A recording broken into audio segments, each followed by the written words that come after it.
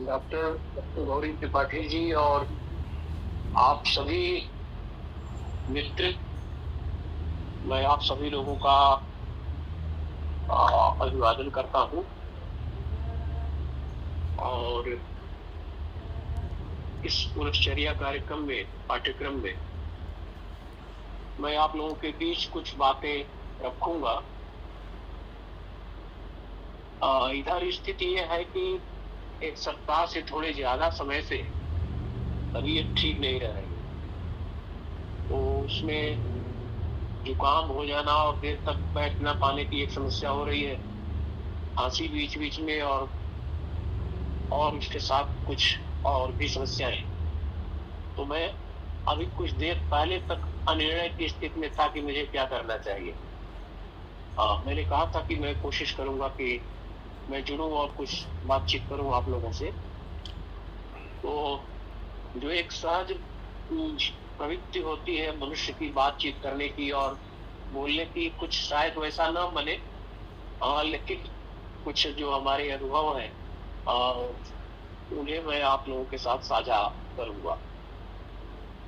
कुछ किताबें मैंने रखी हैं अपने साथ कि जरूरत पड़े तो उनसे मदद ले सकूं। सब कुछ याद नहीं रह सकता और आज जो स्थिति है उसमें तो और भी बड़ा कठिन है कि बहुत कुछ याद रहे। मैंने आज के लिए विषय चुना था जो कि समकालीन साहित्य, समकालीन कविता से संबंधित बातचीत होनी थी। तो मैंने नवगीत को सोचा था कि एक महत्वपूर्ण विधा है हिंदी कविता की, लेकिन उस पर चर्चा कम होती है। बहुत सारे कारण हो सकते हैं, तो मैं थोड़ी सी चर्चा नवगीत की करूंगा।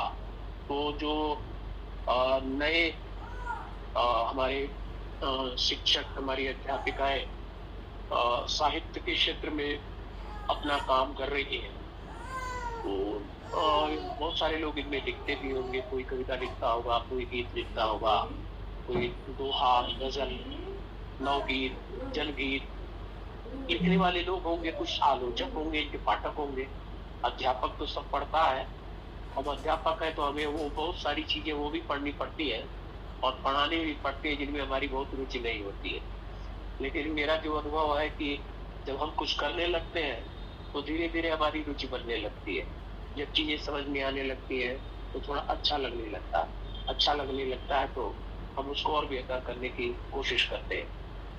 तो हम लोग नवगीत पर कुछ आरंभिक बातचीत कर लेते हैं। हम सभी जानते हैं कि यह जो हमारा जीवन है, ये जो हमारी, हम कह सकते हैं जो पूरी सृष्टि है, वह एक तरह से लयात्मक है और जीवन का एक छंद होता है। तो बहुत कुछ छंदों में बंधा हुआ है। हमारी प्रकृति अपने छंद के हिसाब से आचरण करती है। हमारी जो ऋतुएं हैं वो लगभग छंदबद्ध है। लेकिन जिस तरह से थोड़ा आजकल हम मनुष्यों ने प्रकृति के स्वाभाविक क्रियाकलाप में बहुत सारा हस्तक्षेप किया है, उसको प्रभावित किया है, तो प्रकृति की बहुत सारी चीजें प्रभावित हुई है, बदली हुई है और जो हम उम्मीद करते हैं उस हिसाब से प्रकृति भी नहीं चलेगी उसके पीछे, क्योंकि हम भी अपनी प्रकृति से भटके हुए। तो बहुत सी चीजें बनती हैं, कई किन्हीं कारणों से टूटती हैं, फिर हम उनकी तरफ जुड़ते हैं। तो हमारे यहाँ जो कुछ भी रहा है वो बहुत कुछ प्रकृति पर निर्भर रहा है। हम सभी जानते हैं कि हमारी सभ्यताओं का विकास भी प्रकृति के सानिध्य में ही हुआ। तो हमारी प्रकृति, हमारे पर्व त्योहार, हमारी खेती बाड़ी, हमारा जीवन, बहुत कुछ प्रकृति पर आधारित रहा है और एक तरह से एक लयबद्ध रहा है। वह जीवन की भी लय वही, वो यह लय जब टूटती है तो समस्याएं पैदा होती है। तो यह जो लय थी वो उसने गीत को जन्म दिया था। हमारा बहुत कुछ, जब मैं कह रहा हूँ और मेरे सामने जब प्रबुद्ध श्रोता हैं और शिक्षक बैठे हुए हैं, तो मैं जान रहा हूँ कि आप ये सारी बातें जानते हैं। लेकिन यह जो लय है, इसी से बहुत कुछ निर्मित हुआ था। कविता की उत्पत्ति भी इसी से हुई थी। प्रकृति के सानिध्य में प्रकृति का अनुसरण करने के कारण भी कविता भी बनी थी। इस विषय पर बहुत चिंतन हुआ है, बहुत लिखा गया है। गीत की उत्पत्ति को भी लेकर बहुत कुछ कहा गया है। श्रम से गीतों की उत्पत्ति हुई थी। फावड़ा चलाने की एक लय होती है, फावड़ा एक लय में चलता है। सारी चीजें बहुत कुछ रही है। तो जो खास करके जो श्रम गीत है हमारे यहाँ, जो जातियों से जुड़े हुए गीत है, जो कृषि कर्म से जुड़े हुए जो गीत है, वो सब कुछ बहुत कुछ प्रकृति के सानिध्य में बने थे। तो वो गीत लिखे जाते रहे। लोकगीत हम जान रहे हैं कि लोक के द्वारा एक तरह से सामूहिक रचना होते थे। बहुत सारे गीत ऐसे थे जो गाते समय ही रचे भी जाते थे, जरूरत के हिसाब से। खास करके जो श्रम गीत है, धान रोपती हुई औरतें, सोहनी करती हुई औरतें, पहले जो जत्सार के गीत थे, उनकी कोई स्क्रिप्ट नहीं होती थी। वो जो घरों में गेहूं पीसते हुए या अन्य काम करते हुए घरों की औरतें जो गीत गाती थी, वह अपना सुख दुख उसमें गाती थी और एक के बाद एक पंक्ति जोड़ती जाती थी और अपना जो अनुभव था उसको उसमें रखती थी। तो ये एक प्रक्रिया है। और वो चूंकि हम लोग आज इस पर बात नहीं करने जा रहे कि गीत कैसे बनता है या कैसे बनता रहा, तो यह चीजें यहाँ से आई थी। मतलब गीत की उत्पत्ति पहले लोक में हुई थी और बाद में उसको लिखा गया। तो पहले लोक होता है, उसके बाद शास्त्र होता है। पहले जीवन होता है, उसके बाद संविधान होता है, नियम कानून होते हैं। तो जिंदगी पहले है, लोक पहले और शास्त्र बाद में। ये इस तरह से कविता की उत्पत्ति हुई, कविता बनी और गीत लिखे गए। ये गीत चलते रहे और मनुष्य ने अपने मन के जो उद्वेग थे, जो कभी खुशी के क्षणों में कोई गीत की पंक्ति फूटी और कभी दुख के अतिरेक के समय में भी ये कभी वो शोकश्लोकत्वम भी हो गया था। शोकश्लोकत्वम आगता, तो वाल्मीकि के साथ और पूरा जो अनुभव है, हम सभी लोगों का जो अनुभव है, वह जीवन से कविता की उत्पत्ति हुई। बाद में हम जैसे जैसे कृत्रिम जीवन जीने लगे तो कृत्रिम कविताएं भी लिखने लगे। तो वह जो एक सहज लगाव, सहज रागात्मकता, सहज अनुभूति, सहज उत्साह वो कविता में होता था, गीतों में होता था, वह थोड़ा कम होने लगा। क्योंकि हम बैठकर सोचकर विचार कर लिखने लगे। वो भी एक जरूरत होती है, कभी कभी जरूरत के हिसाब से लिखना पड़ता है, लेकिन ज्यादातर अब वैसा होने लगा। तो वह जो कविता और गीत की जो एक परंपरा लोक से सहज ढंग से, एक निर्झर की तरह से, एक ऋतु गीतों की तरह से, एक वर्षा गीत की तरह से सहज ढंग से जो गीत की परंपरा चली थी, वो बढ़ती रही। और उसमें कभी प्रेम, कभी सुख, कभी दुख, कभी करुणा, कभी वियोग, कभी मौसम, यह रचित होता रहा, रचा जाता रहा गीतों में। आगे चलकर समय के हिसाब से जैसे बहुत सारी चीजें बदलती हैं, इसकी रचना प्रक्रिया में भी और इसकी अंतर्वस्तु में भी परिवर्तन हुआ। हम चूंकि प्रबुद्ध लोग हैं, इसलिए हम जानते हैं कि जब अंतर्वस्तु बदलती है तो शिल्प भी बदल जाता है। शिल्प बाद की चीज है, अंतर्वस्तु पहले है, रूप बाद की चीज है। जब हम जिस तरह की अंतर्वस्तु चुनते हैं, हम जिस तरह के विषय पर लिख रहे होते हैं, हमारा शिल्प लगभग वैसा ही हो जाता है। अगर हम ऐसा नहीं कर पाते हैं तो रचना कहीं असफल होती है। हम कहना कुछ और चाहते हैं और शिल्प उसके लिए कुछ दूसरे ढंग का चुन लेते हैं, तो हमारी बात संप्रेषित नहीं होती। या तो हम पूरी तरह कह नहीं पाते उसमें, या कह भी लेते हैं तो संप्रेषित नहीं होती। तो अंतर्वस्तु समय के हिसाब, आप सभी लोगों ने शुक्ल जी का इतिहास पढ़ा है, तो जो जब युग बदलता है, समय बदलता है, तो जो संवेदना है वो बदलती है। तो जब समय बदला और खास करके स्वाधीनता के आसपास का जो समय था, उससे थोड़ा पहले ही छायावाद के समय में ही कुछ परिवर्तन दिखाई पड़ने लगे थे। जो पारंपरिक गीत की प्रक्रिया थी और जो उसका शिल्प था वो बदल रहा था, क्योंकि अंतर्वस्तु बदल रही थी। और हो सकता है कि हम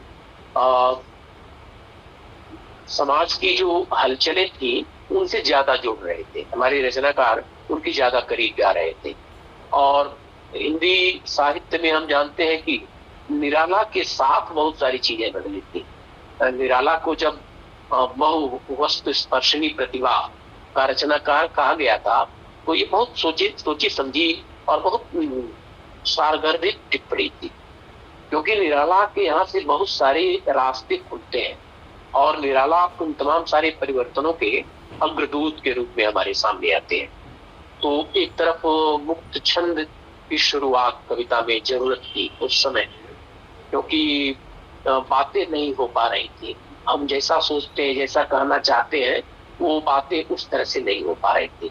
हालांकि आप लोगों को शायद पता हो, और न पता हो तो ये जानना चाहिए कि इसी के लिए सब हो रहा है। जो बातचीत आप बैठे हैं सुन रहे हैं, हम लोग जो अपने अनुभव बता रहे हैं, कि मुक्त छंद की शुरुआत बहुत पहले आचार्य महावीर प्रसाद द्विवेदी ने कर दी थी।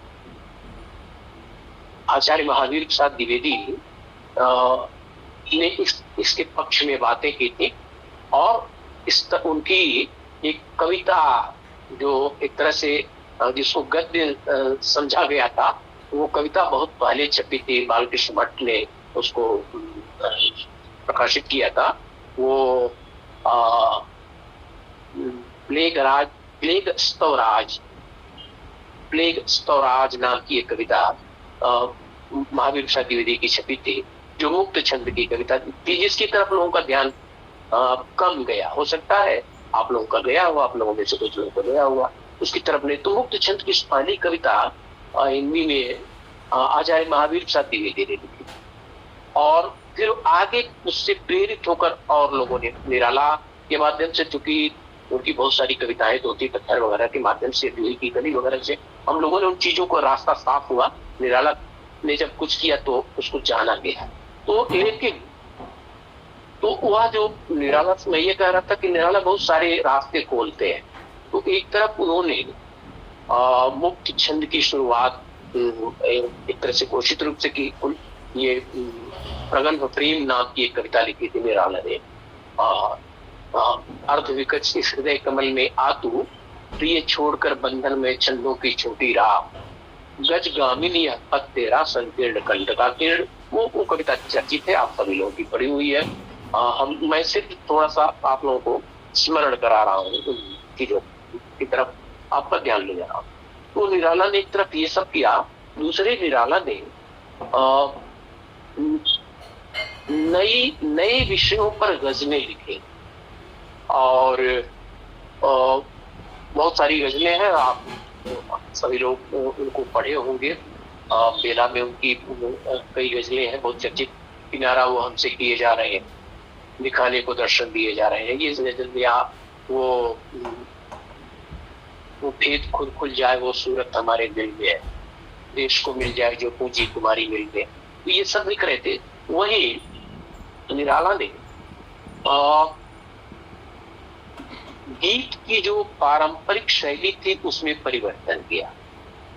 एक तो उसने जीवन का जो बहुत जो एक कह सकते हैं कि जो खुरदरा यथार्थ था, उस यथार्थ को निराला ने अपने गीतों का विषय बनाया। छंदों की बहुत अच्छी समझ थी, हम जानते हैं, और इसलिए निराला से ये भी सीखना चाहिए कि जो व्यक्ति छंदों को बढ़िया जोड़ सकता है वह तोड़ता भी है तो बहुत सलीके से तोड़ता है। तो निराला ने छंदों में खूब लिखा, बढ़िया लिखा, और जब छंदों को तोड़ा तो बड़े कायदे से तोड़ा कि कहाँ से टूटना चाहिए। और इसीलिए उनकी कविताओं में एक लय बनी हुई है। जब छंद पर बात होती है, मुक्त छंद की बात होती है, जब उस पर जगदीश मुक्त वगैरह ने काफी चलकर आगे काम बढ़िया काम किया था, इस पर विचार किया था, तो उसको मुक्त युक्त छंद कहा गया था, जिसको हम लोग छंद मुक्त कहते हैं या मुक्त छंद कहते हो। तो जो मुक्त छंद था उसको एक तो लोगों ने छंद मुक्त कर लिया। छंद मुक्त कर लिया मतलब जो भी कुछ भी लिखो और चलो सब कविता है, तो उसको मुक्त युक्त छंद कहा गया था। और एक कविता की आंतरिक लय पर बहुत जोर दिया गया था। तो निराला ने जब मुक्त छंद की बातें की तो वो सारी चीजें, मैं गीत की चर्चा कर रहा था, तो निराला ने जैसे जब वो सब गीत लिखे ना, ये गहन है यह अंधकारा, स्वार्थ के अवगुंठनों से हुआ है लुंठन हमारा। तो जब यह अपने समय के अंधकार का चित्रण निराला कर रहे थे और बढ़ती हुई जो स्वार्थ वृत्ति थी इसकी चर्चा कर रहे थे, तो ये वह एक नया प्रयोग कर रहे थे अपने गीतों में। या वो आम की वह डाल जो सूखी दिखी, कह रही अब यहाँ पिकिया शिकी नहीं आते। तो एक बदलता हुआ जो युग संदर्भ था, वो सारी चीजें, वो जो वो है ना, जीवन बह गया है दह गया, उसमें आता है ना, तो वह जो स्नेह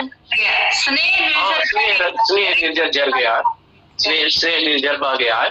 तो उसमें उस गीत में ये बातें निराला जब कर रहे थे तो एक बदलता हुआ युग संदर्भ दिखाई पड़ता है।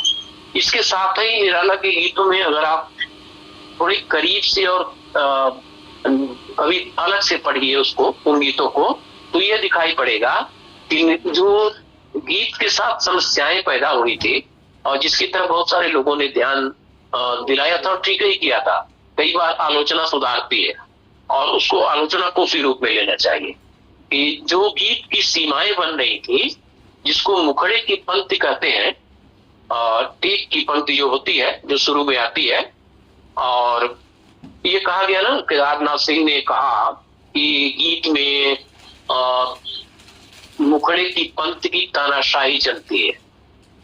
ये जो तानाशाही जिसकी तरफ ध्यान केदार जी ने खींचा था, हालांकि केदार जी ने भी बहुत अच्छे गीत लिखे थे, शुरुआत तो उन्होंने गीत से ही की थी। तो यह जो मुखड़े की पंक्ति की तानाशाही और टेक की पंक्ति जो हर 2 पंक्तियों के बाद या 4 पंक्तियों के बाद, कई 6 पंक्तियों के बाद घूम कर आती रही, वह पूरे गीत को नियंत्रित करती रही। जो टेक की पंक्ति होती है वह पूरे गीत को एक तरह से नियंत्रित करती रही है और उससे यह अच्छा भी लगता है। टेक की पंक्ति जो है, मुखड़े की पंक्ति जब एक चरण पूरा हो जाने के बाद जब आती है तो वो गीत को एक रूप देती है और एक नियंत्रण देती है। वो एक अच्छा भी लगता है। लेकिन कई बार वह टेक जो है, क्योंकि टेक के अंत में एक तुक भी होता है, यह तुक कई बार गीत को वहां ले जाता है जहां रचनाकार नहीं जाना चाहता है, क्योंकि जो तुक है वो एक सार्थक शब्द है और वह शब्द उस अपने साथ एक अर्थ लेकर चलता है। तो कई बार कवि को वह भी कहना पड़ता है जो वह कहना नहीं चाहता है। तो यह एक सीमा बनती है।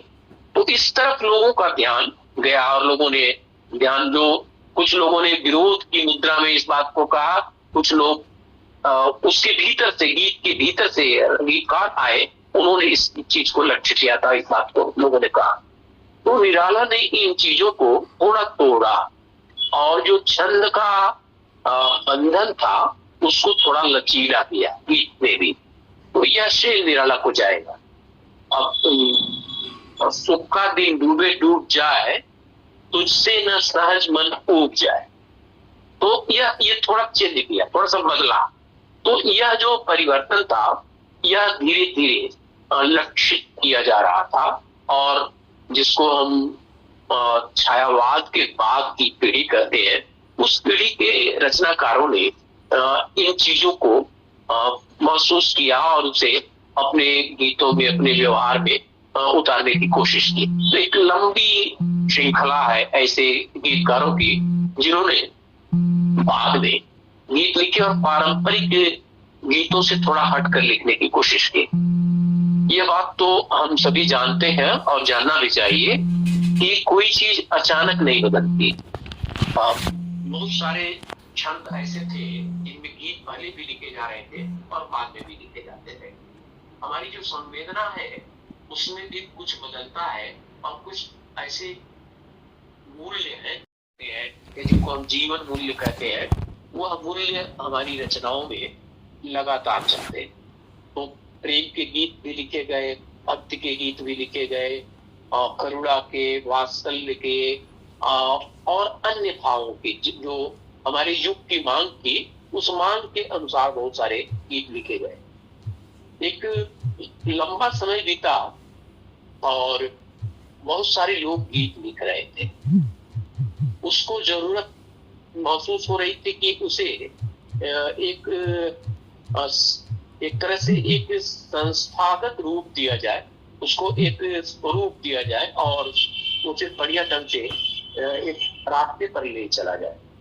तो उस दिशा में जिन लोगों ने महत्वपूर्ण काम किए उनमें एक तो शंभुनाथ सिंह थे, डॉक्टर शंभुनाथ सिंह, जिनको आप सभी लोग जानते हैं। यही बनारस में महात्मा गांधी काशी विद्यापीठ में वो प्रोफेसर थे। और शंभुनाथ सिंह से थोड़ा पहले उनके समकालीन थे राजेंद्र प्रसाद सिंह। तो राजेंद्र प्रसाद सिंह मुजफ्फरपुर में रहते थे, बिहार के, और उन्होंने गीत लिखे और एक पुस्तक का संपादन किया गीतांजलि नाम। तो गीतांजलि में 1958 में गीतांजलि पुस्तक आई थी, गीतांजलि। उसमें उन्होंने नवगीत शब्द का पहली बार इस्तेमाल किया था। तो राजेंद्र प्रसाद सिंह ने सबसे पहले नवगीत शब्द का इस्तेमाल किया और इसके पीछे कहीं नई कविता भी काव्य की प्रेरणा रही होगी। इस तरह से नई कविता, उसी तरह से नवगीत, ये 58 में इसका प्रयोग किया था राजेंद्र प्रसाद सिंह ने। और महेंद्र शंकर और चंद्रदेव सिंह ने कुछ देर बाद चलकर एक पुस्तक संपादित की जिसका नाम था 5 जोड़ बांसुरी। यह भी नवगीत के विकास में इन 5 जोड़ बांसुरी का बड़ी भूमिका रही है। तो संयोग से हम लोगों की मुलाकातें आरंभिक दिनों में जब हम लोग लिखना पढ़ना शुरू कर रहे थे तो इन लोगों से होती रही। तो चंद्रदेव सिंह ने बड़ा काम किया था नवगीत को लेकर। बाद में शंभुनाथ सिंह ने एक तरह से इसका नेतृत्व किया और उन्होंने नवगीत को लेकर लोगों को इकट्ठा किया, नवगीत लिखने वाले लोगों को इकट्ठा किया, बैठकें की, उसके लिए कुछ नियम बनाए, कुछ उसके लिए संविधान बनाया कि नवगीत होता क्या है, नवगीत में क्या क्या होना चाहिए। तो इसको लेकर एक काफी काम किया उन्होंने। और उन्होंने सन 50 से लेकर 60 के बीच जो रचनाकार सामने आए थे और चर्चित हुए थे, उन 10 गीतकारों को चुना और नवगीत दशक 1 नाम से एक पुस्तक संपादित की। नवगीत दशक 1 का संपादन 1982 में हुआ था। और फिर 60 से लेकर 70 तक जो रचनाकार सामने आए थे गीत के, उनको उन्होंने नवगीत दशक 2 में रखा और वह पुस्तक प्रकाशित हुई थी 1983 में, 82-83। और फिर 84 में एक पुस्तक और उन्होंने संपादित की जिसको नवगीत दशक 3 कहा गया, जो 70 से लेकर 80 के बीच जो नवगीतकार प्रतिष्ठित हुए, चर्चित हुए, उनमें से चुनकर 10 लोगों को रखा। हालांकि उस समय बहुत सारे लोग लिख रहे थे, बहुत सारे लोग ऐसे थे जो नवगीत दशकों में नहीं आ पाए। और बाद में चलकर उन्होंने नवगीत अर्धशती नाम से एक पुस्तक प्रकाशित की। नवगीत अर्धशती में काफी 100 से ज्यादा कवियों को उन्होंने संकलित किया था नवगीत अर्धशती में, और उस पर बहुत बड़ा कार्यक्रम मुंबई में हुआ था। वहाँ नरेंद्र शर्मा वगैरह उसमें शामिल हुए थे। तो यहाँ से नवगीत की एक तरह से शुरुआत जो एक योजनाबद्ध ढंग से हुई वह शंभुनाथ सिंह के नेतृत्व में हुई। उन लोगों ने ये कहा कि जो बदलता हुआ समय है और जो बदला हुआ मानव मन है, जो बदलते हुए संबंध है, नवगीत इनको अभिव्यक्ति दे रहा है। तो जो बदलते हुए रिश्ते नाते थे, जो बदलते हुए संबंध थे और जो हमारे समय की मांग थी, नवगीत में इन चीजों को रखने की कोशिश की। आप समझ सकते हैं कि ये चीजें लगभग नई कविता में भी चल रही थी, लेकिन नई कविता में वो चीजें मुक्त छंद में आ रही थी और यहाँ छंदों में आ रही थी। तो नवगीत उन्हीं की लयात्मक और कलात्मक अभिव्यक्ति थी, अपने समय की लयात्मक और कलात्मक अभिव्यक्ति था नवगीत। बहुत सारे लोगों ने इसको परिभाषित किया और मुझे लगता है कि परिभाषाएं पढ़ने में बड़ा वक्त जाएगा आप लोग का, तो हम लोग परिभाषाएं ना पढ़े और आप लोग पढ़ लेंगे अपना अपना अपने ढंग से जिनकी रुचि होगी।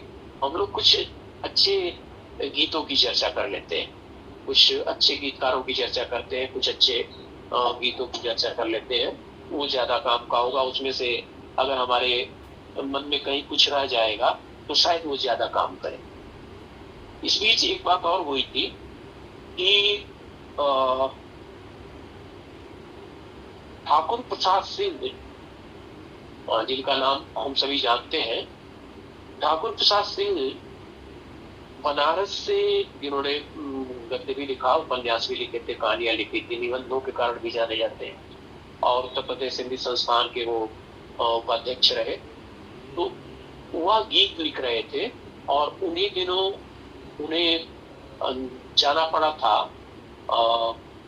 झारखंड में बांका नाम का जिला है, तो वहां गए थे। वहां एक विद्यालय में प्रिंसिपल होकर गए थे वो, एक कॉलेज में, और वहां रहकर उन्होंने जो संताली, जिनको हम लोग संथाली कहते हैं, आए वो मूल में संताली, तो जो संताली जनजाति थी उनके बीच में, उनके गांव में रहने का उनको अवसर मिला और उनके साथ रहते हुए उनके रीति रिवाजों, उनकी परंपराओं और उनका खान पान, रहन सहन, उनके जो सांस्कृतिक उत्सव थे उनमें शामिल होकर उस वहां की प्रकृति को महसूस करते हुए उन्होंने जो उनके गीत थे, उन गीतों की जो धुन थी, उन गीतों की धुनों को आधार बनाकर कुछ गीत लिखे और वह बड़ा परिवर्तन था। तो ऐसे में ठाकुर प्रसाद सिंह के गीतों का एक संग्रह 1959 में आया था, वंशी और मादल नाम से। वंशी और मादल के जो गीत थे वह नवगीत के एक तरह से आदर्श थे और वो पहला संग्रह माना जाता है नवगीत का। वंशी और बादल के गीतों में जो लोक चेतना थी, जो आंचलिकता थी, उससे नवगीत में बहुत कुछ नया आया। मुझे मैं जब गौरी जी ने मुझसे बोलने के लिए कहा था तो मैंने उससे यह कहकर मना किया था कि कोई सुनता नहीं है, और इस समय फिर मुझे लग रहा है कि कोई सुन नहीं रहा है। इस समय दो चेहरे मुझे दिखाई पड़ रहे हैं और मैंने एक कार्यक्रम बहुत ध्यान से अगर सुन रहे हैं, और कोई हलचल नहीं हो रही है। अच्छा लगता है। नहीं, अगर सुन रहे हैं आप तो ठीक है, नोट भी कर रहे फिर बाद में आपकी प्रतिक्रियाएं बताएंगे कि आप लोगों ने कितना बहुत ध्यान से सुन रहे हैं हम लोग। MCQ भी होना है और तो हम लोग नोट्स हो रहे हैं। जानकारियां आपने सर हम लोगों के लिए बहुत ही नई चीजें हैं, बहुत बेहतरीन है। तो चूंकि ये कक्षाओं में हम सभी अध्यापक हैं, जब कक्षाएं भरी होती है तभी पढ़ाने का मन होता है, तो नहीं लगता है कि आप छोड़िए चल रहा है फिलहाल, ठीक है। क्योंकि MCQ भी होना है कि रजिस्टर पेन बराबर चल रहा है। नहीं MCQ अलग चीज है सर, लेकिन आप पूरी तरह से सम्मोहित करके रखे हुए हैं हम लोग। बिल्कुल बिल्कुल, बहुत बढ़ा हुआ है। ठीक है, चलिए आप सुन रहे हैं तो बहुत अच्छा है, बढ़िया।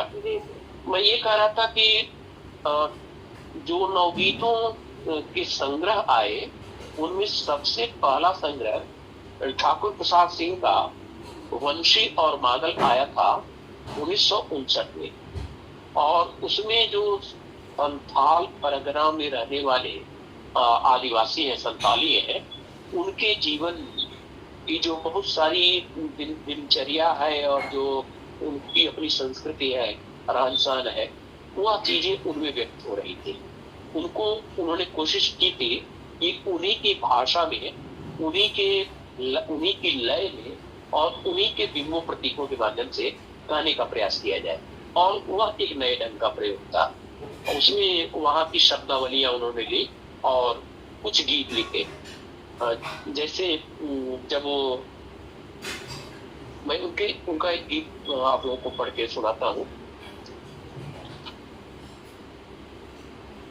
एक गीत जो बड़ा अच्छा, एक तो आछी के वन उनका एक गीत है। आछी एक फूल है, वन फूल है जो जिसकी बड़ी तेज गंध होती है। तो आछी के वन अगवारे, आछी के वन पिछवारे, आछी के वन पूरब के, आछी के वन पश्चिम वारे, महका मामा से रनवन आछी के वन। तो ये लंबा गीत है। तो वहां की प्रकृति का चित्रण किया। इसके साथ एक गीत जो बड़ा चर्चित हुआ था, मैं उसकी चर्चा करने जा रहा था। वहां की जो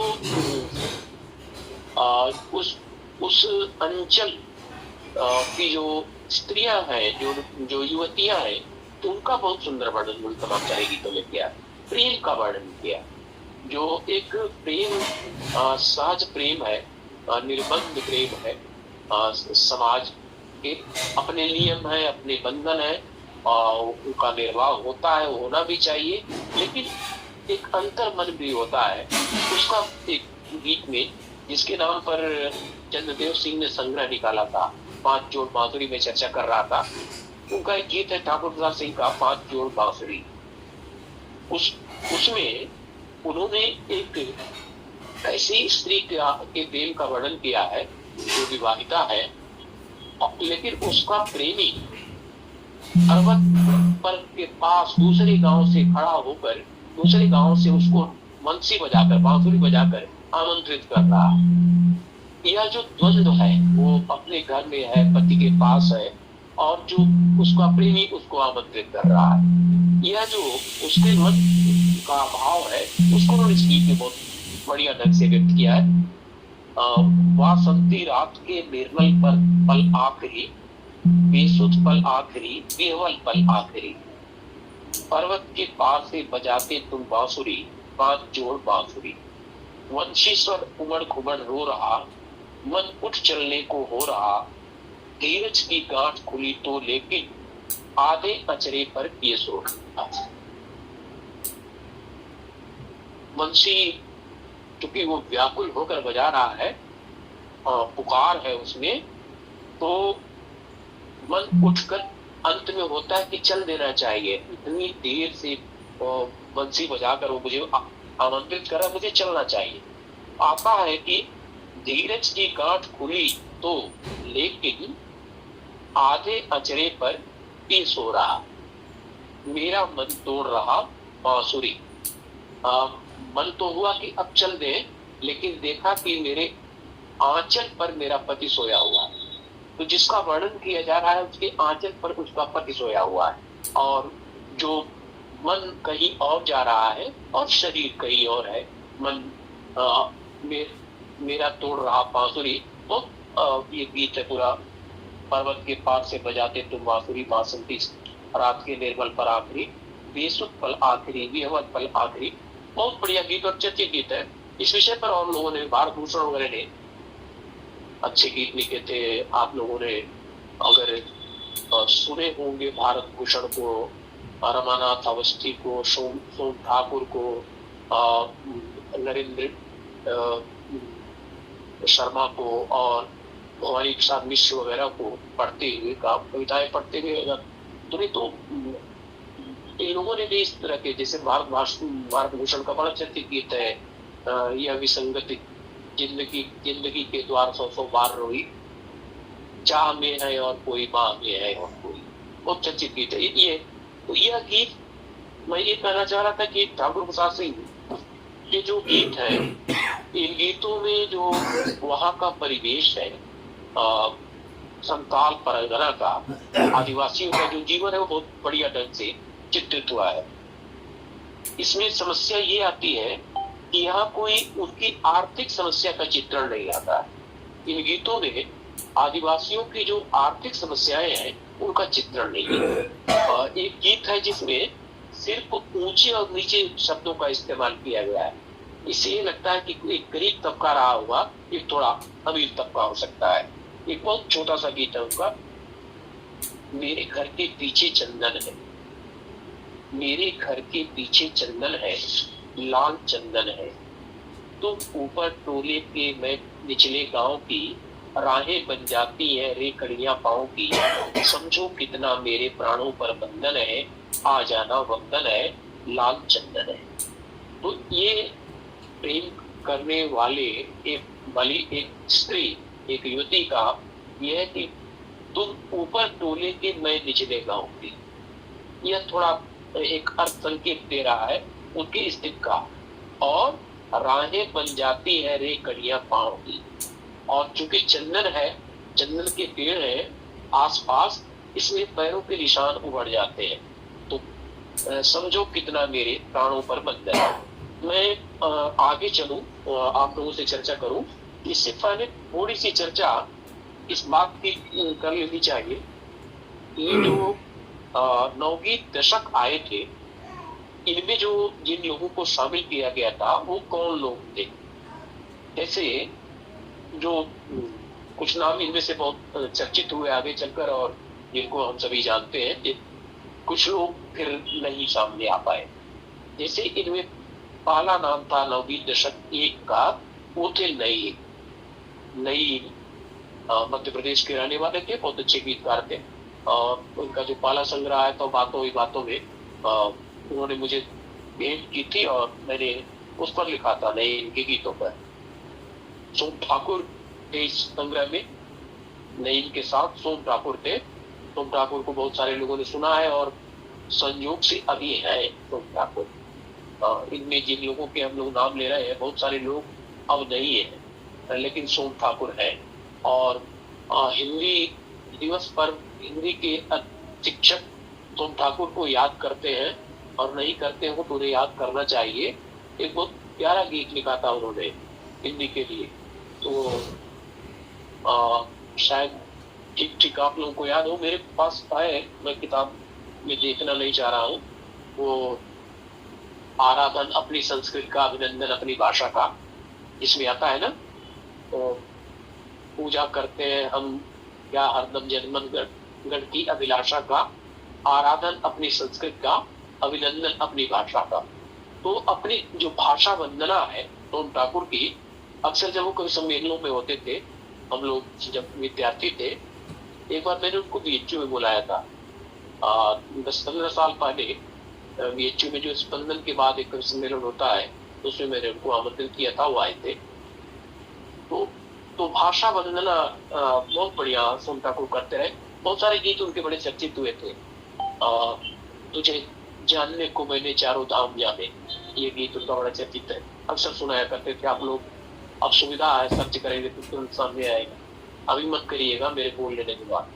तो तुझे तुझे जानने को मैंने चारों धाम जाने, बहुत प्यारा गीत है उनका। या वो गीत उनका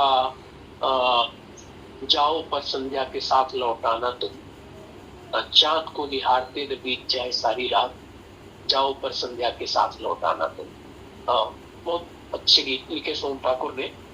देवेंद्र शर्मा इंद्र पहले दशक के पहले तीसरे नंबर के कवि थे, देवेंद्र शर्मा इंद्र। तो इंद्र जी ने नवगीत लिखे, बहुत अच्छा पर्याप्त लिखा। इंद्र जी ने नवगीत लिखे, आलोचना में बड़ा काम किया था, गजलें लिखी थी। मैंने इनकी गजलों पर लिखा था इंद्र जी। और एक इसमें जो देवेंद्र कुमार थे, जिनको हम लोग देवेंद्र कुमार बंगाली नाम से जानते थे, वह एक बड़े कवि थे। देवेंद्र कुमार बंगाली चूंकि मेरे घनिष्ठ लोगों में से थे, इसलिए मैं उनको थोड़ा ज्यादा जानता हूँ। और मुझे लगता है कि शायद हमको अलग से प्रवृत्तियों के हिसाब से बात करने का वक्त कम मिले, तो थोड़ी थोड़ी चर्चा इन कवियों की मैं एक दो मिनट में करके आगे बढ़ता हूँ। जहाँ फिर हमें वक्त मिलेगा, हम रुक कर कुछ महत्वपूर्ण कवियों पर ठहर कर बातचीत करेंगे।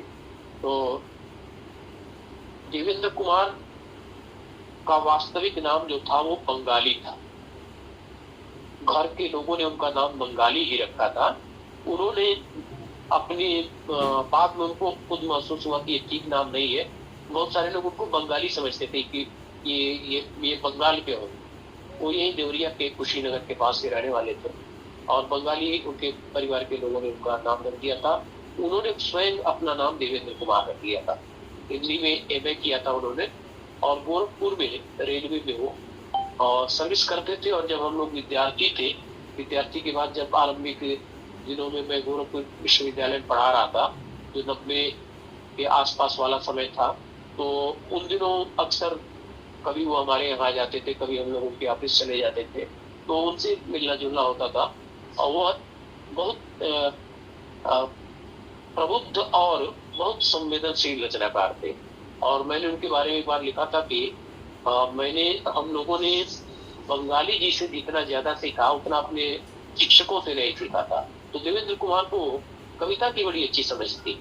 वो कविता कैसे लिखी जाती है, छंदों का क्या महत्व होता है, किस छंद का क्या महत्व होता है, रंगों का कविता में कैसे इस्तेमाल होता है, कौन रंग किस चीज का प्रतीक होता है, तो ये सब वो समझाया करते थे। तो देवेंद्र कुमार उन दिनों बहुत अच्छे गीत लिख रहे थे। और एक पेड़ चांदनी नाम से उनके गीतों का संग्रह है। एक पेड़ चांदनी बहुत चर्चित संग्रह है उनका। और आप लोगों को जानना चाहिए कि डॉक्टर केदारनाथ सिंह के वो बड़े प्रिय कवि थे और प्रिय मित्र थे। जब गोरखपुर में केदारनाथ जी होते थे तो देवेंद्र कुमार के घर पर ही रुकते थे। और केदार जी ने जो गीत लिखे शुरू में, भानों वाले गीत लिखे थे और बहुत सारे गीत लिखे थे, तो कहीं उनकी मित्रता का भी असर था। बंगाली जी की मित्रता का असर था जब केदार जी गीत लिख रहे थे। बाद में वो उन गीतों से थोड़े अलग हुए। हालांकि उनके जो गीत अज्ञे जी ने लिए थे तीसरा सप्तक में, वो गीत उन्हीं दिनों के लिखे हुए गीत थे जब वो देवेंद्र कुमार के साथ थे। और उसमें उनके गीत है वो संकलित है। तो मैं ये कह रहा था कि देवेंद्र कुमार जो पहले दशक के चौथे नंबर पर संकलित किए गए गीतकार थे, उनके गीतों में जो गांव है वह बदलता हुआ जो गांव है, हम लोगों के मन में गांव एक अलग ढंग से प्रतिष्ठित है। गांव आता है तो एक अलग ढंग का आकर्षण हम लोग महसूस करते हैं और गांव के बारे में बहुत अच्छी अच्छी बातें कही गई। लेकिन वह जो देवेंद्र कुमार के यहाँ गीत है, वो गीत है हम ठहरे गाँव के, बहुत चर्चित गीत है उनका। हम ठहरे गाँव के, बोझ हुए रिश्ते सब कंधों के पाँव के, हम ठहरे गाँव के। तो चुनती हो तुम रूबी, एक नाव फिर डूबी, लूट लिए नदियों ने रास्ते बचाओ के, हम ठहरे गाँव के। उसमें उस गीत में जो आम आदमी है उसका जो जीवन है, जिस तरह से गरीबों के बच्चे बड़े लोगों के यहाँ बचपन में ही चले जाते हैं काम करने के, उन सब का बड़ा संकेतों में बहुत अच्छा चित्रण किया है। उस गीत के का जो अंतिम छंद है, जो अंतिम जो चरण है, उसमें आता है कि सीना गोरी टांगे मांगे तो क्या मांगे। ये गीत तो अक्सर सुनाया करते थे। सीना गोरी टांगे मांगे तो क्या मांगे, बकरी के बोल बिके बच्चे उभराव के, हम ठहरे गाँव के, बोझ हुए रिश्ते सब कंधों के पाँव। आप ये भी समझ रहे होंगे कि जो गांव में रहने वाला व्यक्ति है, रिश्तों को वही निभा भी रहा है, वही निभाता रहा है। शहर के लोग किसी बहाने, किसी व्यस्तता और किसी अन्य कारण से पल्ला झाड़ लेते हैं, लेकिन गांव का आदमी सारे रिश्तों को ढोता है और कई बार उन रिश्तों को निभाने के लिए कर्ज लेना पड़ जाता है। तो हम ठहरे गांव के जब बंगाली जी कह रहे थे, तो वह पूरा परिवेश, वो पूरा संदर्भ, वो सारी पीड़ा उनके गीतों पे आ रही थी। ये गीत को जानना चाहिए। देखिए, हम जो चर्चा कर रहे हैं वो एक बड़ा विषय है। जब पूरे नवगीत पर बोलेंगे तो कई घंटा बोलेंगे, तब भी बात पूरी नहीं होगी।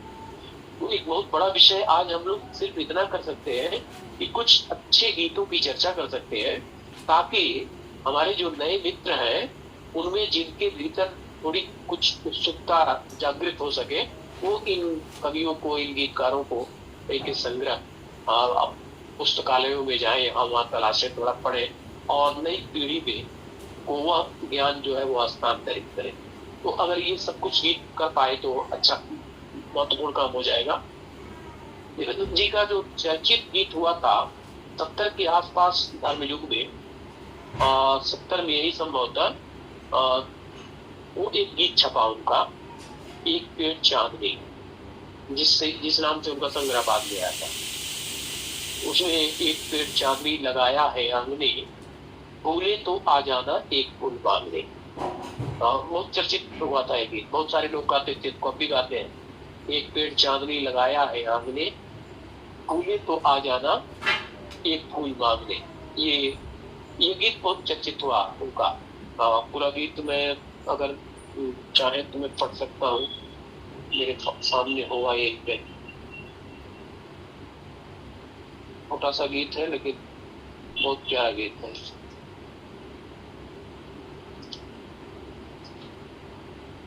पढ़ दीजिए इसको, वैसे तो हाँ मैं देख रहा हूँ, पहली बार सुन रहा हूँ मैं अभी। पूरा पढ़ रहे तो। हाँ, ये गीत है। एक पेड़ चांदनी लगाया है आंगने, फूले तो आ जाना एक फूल मांगने। डिबरी की लो जैसे लीक चली जा आ रही, पागल का रोना है बिजली शर्मा रही। मेरा घर छाया है तेरे सुहाग में, तन कार्तिक मन अगहन बार बार हो रहा, मुझ में तेरा कुआर जैसे कुछ बोला। ये गीत पहले पाठ्यक्रम में था, हमने पूर्वांचल विश्वविद्यालय का पाठ्यक्रम एक बार बनाया था। गीत एक पुस्तक संपादित की थी जो स्वातंत्र गीत नाम से, इसमें 7 कवियों को रखा था, तो उसमें ये गीत था। तो तन कार्तिक मन अगहन बार बार हो रहा, मुझ में तेरा कुआर जैसे कुछ बो रहा। रहने दो, यह हिसाब कर लेना बाद में। नदी झील सागर से रिश्ते मत जोड़ना, लहरों को आता है यहाँ वहां छोड़ना। मुझको पहुंचाया है तुम तक अनुराग ने, एक पेड़ चांदनी लगाया है आंगने। तो ये गीत बड़ा प्रसिद्ध हुआ अपने थोड़े नए प्रयोगों के कारण और नए ढंग का जो गान है उसके कारण ये गीत बहुत चर्चित हुआ था। कुछ और भी गीत उनके खूब पढ़े गए। वो जो भारतीय समाज है, जो गांव है, जो खेती किसानी है, उसको लेकर उन्होंने बहुत से गीत लिखे थे। उन गीतों में गीत था उनका चलो चले होले धनखरियों के देश, धान परियों के देश। ये गीत भी चर्चित हुआ। एक उनका प्रेम गीत और बड़ा खूबसूरत बना था, झरती है चांद किरण झरझर झर, रूठो मत प्राण पास मेरा कर। यह गीत भी बहुत अच्छा था उनका। झरती है चांद किरण झरझर झर, रूठो मत प्राण पास मेरा कर। उसमें आता है चूड़ी सी चढ़कर कलाई पर टूटो मत, रूठो मत प्राण पास मेरा कर। तो देवेंद्र कुमार एक समर्थ कवि थे और उनकी क्षमता को आप इस बात से जाने कि एक तो केदार जी के वो आदर्श कवि थे। बहुत सारी चीजें जो किताबों में नहीं लिखी गई हम नहीं जानते हैं। बहुत उनकी कविताओं को के बड़े प्रशंसक थे वो। ये कहा जाता है कि उनके गीतों से प्रभावित होकर केदार जी ने गीत लिखे और केदार जी की कविताओं से प्रभावित होकर बाद में देवेंद्र कुमार ने कविताएं लिखी। और बहुत जरूरी है उनका संग्रह, बहुत बढ़िया अच्छी कविता है, बहुत जरूरी है देवेंद्र कुमार का। और इस संग्रह में जो पहला जिस संग्रह की मैं चर्चा कर रहा था, देवेंद्र कुमार जो थे वो धूमिल के भी आदर्श कवि थे। धूमिल जिनको हम सभी जानते हैं,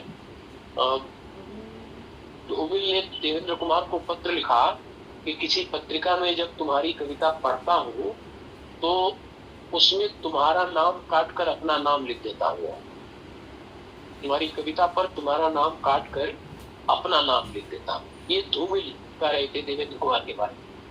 और देवेंद्र कुमार धूमिल की भाषा सीखना चाहते थे। धूमिल के पास जो भाषा थी, अपने समय को जिस बढ़िया ढंग से, बेबाक ढंग से, स्पष्ट ढंग से और कभी कभी आक्रामक ढंग से धूमिल जिस तरह से प्रस्तुत कर रहे थे, वो भाषा देवेंद्र कुमार को चाहिए थी। और हम लोगों की बहुत जरूरी है। उनका जो संग्रह है उसकी कविताओं में जब वो तमाम सारे पशुओं पर बहुत आक्रोश में जब कोट का बांस कविता लिखते हैं या जब सुअर कविता लिखते हैं, ऐसा कविता लिखते हैं देवेंद्र कुमार, तो वहाँ वो चीजें दिखाई पड़ने लगती है आपको। तो ये देवेंद्र कुमार एक बड़े कवि थे। मैं आप लोगों से चर्चा इन लोगों की इसलिए कर रहा हूँ कि ये कवि महत्वपूर्ण थे, लेकिन पाठ्यक्रमों में अगर नहीं है तो हम लोग नहीं जानते हैं, कोई उनकी चर्चा नहीं करते। पहले संग्रह में उमाकांत मालवीय थे। उमाकांत मालवीय प्रयाग में रहते थे और उनके जो गीत हैं वो कई गीत बहुत पढ़े गए और बड़ी चर्चा हुई उनके गीतों की। हम लोग उमाकांत मालवीय के कुछ गीतों को देखते हैं। उन पर एक काम मैंने बाद में कराया था, एक पीएचडी उमाकांत जी के गीतों पर मैंने कराई थी। तो उमाकांत मालवीय जब नवगीत की बातें हो रही थी तो उस समय एक पक्ष ये रखा गया था, जब आधुनिकता की चर्चा आई थी तब वहां एक शब्द ध्यान में रहना चाहिए, भारतीय ढंग की आधुनिकता की बात हुई थी। नवगीत में जब आधुनिकता की चर्चा हुई तो वहां कहा गया भारतीय ढंग की आधुनिकता। तो उसमें भारतीय ढंग की आधुनिकता की बातें हुई और वहां जो हमारी संस्कृति है, एक हम बहुत आधुनिकता के चक्कर में बहुत सारी चीजों से को बिना जाने समझे नकारते जा रहे हैं। इस तरफ ध्यान गया था कि हमें अपनी परंपरा में जो श्रेष्ठ है, जो स्वीकार करने योग्य है, जो ग्रहण करने योग्य, उसको लेकर चलना चाहिए। तो ये सब चीजें हमें शंभुनाथ सिंह के गीतों में भी दिखाई पड़ती हैं और दूसरे लोगों के यहाँ भी है, और ये सबसे ज्यादा उमाकांत मालवीय के गीतों में दिखाई पड़ती है। उसमें जो हमारे पर्व है, विश्वास है, खास करके जो हमारे पर्व है उनकी आत्मा को तो हमारे परिवारों की स्त्रियां ही जीती है। तो उनके जो विश्वास है और जो उनका प्रेम है वह सब इनके गीतों में दिखाई पड़ता है। एक बहुत चर्चित गीत है, शायद आप लोगों ने सुना होगा, कुछ लोग गाते होंगे। एक बार फिर मैं उनकी कुछ चर्चा कर दे रहा हूँ। एक उनका गीत है, चंद्रमा उगा गणेश चौथ का। चंद्रमा उगा गणेश चौथ का कोई व्यक्ति, आज का नौजवान और रोटी के लिए अपने घर परिवार से दूर चला जाता है और ऐसे में जब त्योहार आते हैं तो अपना घर परिवार, माँ, पत्नी, बहन सब याद आते हैं। उस गीत में इसका बड़ा अच्छा चित्रण हुआ। चंद्रमा उगा गणेश चौथ का, माँ तुमने अर्घ दिया होगा मेरे लिए, दिन भर उपवास किया होगा मेरे लिए। चंद्रमा उगा गणेश चौथ का। बेटा परदेश में न सो सका, भरी भरी आंखें सजो सका। चंद्रमा उगा गणेश। फिर आगे आता है चंद्रमा उगा बहुला चौथ का, बहना ने अर्घ दिया होगा मेरे लिए, दिन भर उपवास किया होगा मेरे लिए। वीरन वीरन हारा हारा और थका,